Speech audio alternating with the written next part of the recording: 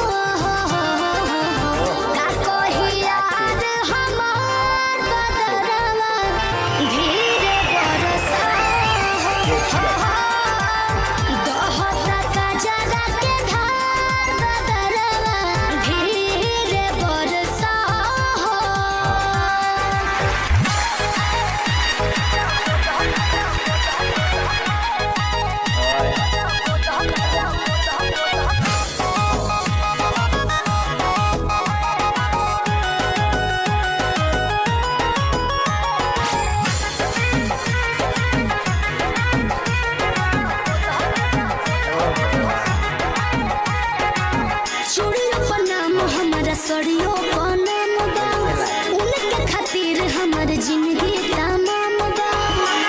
सुनो तड़ी चूड़ियों पर नाम हमर सड़ियों पर नाम बा उनके खातिर हमर जीवन तमाम बा।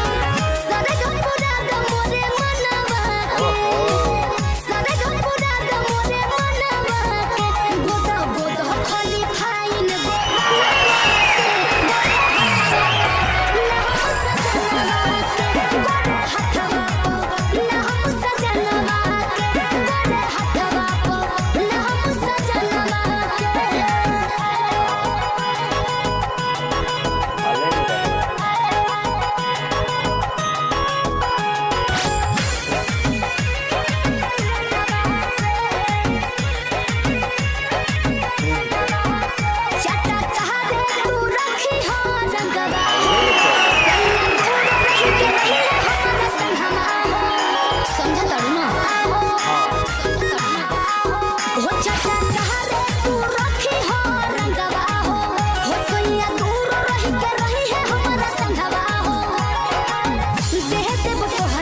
बढ़ा के रुपैया हमरा सबक से सजा दो कलैया शोभा बढ़ा दो बदनवा के शोभा बढ़ा दो बदनवा के लिखो लिखो फली फाइन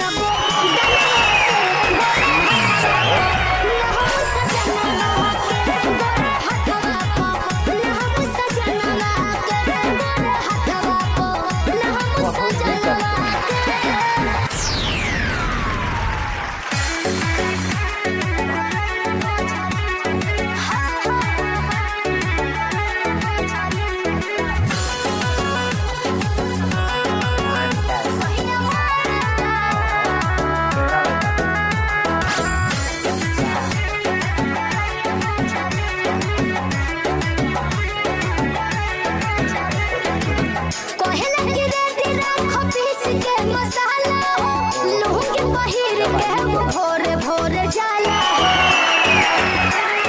सुनो ना कहला कि रेडी राम पीस के मसाला हो लूह के पहिर के वो भोरे भोरे जाला हो खूब मटकाई के कमर पतरी हाय हाय खूब मटकाई के कमर पतरी सही मारला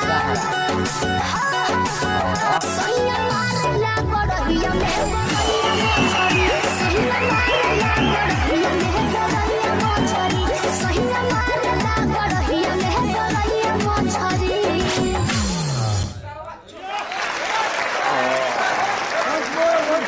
गजब रंग। बहुत मजा आयल है।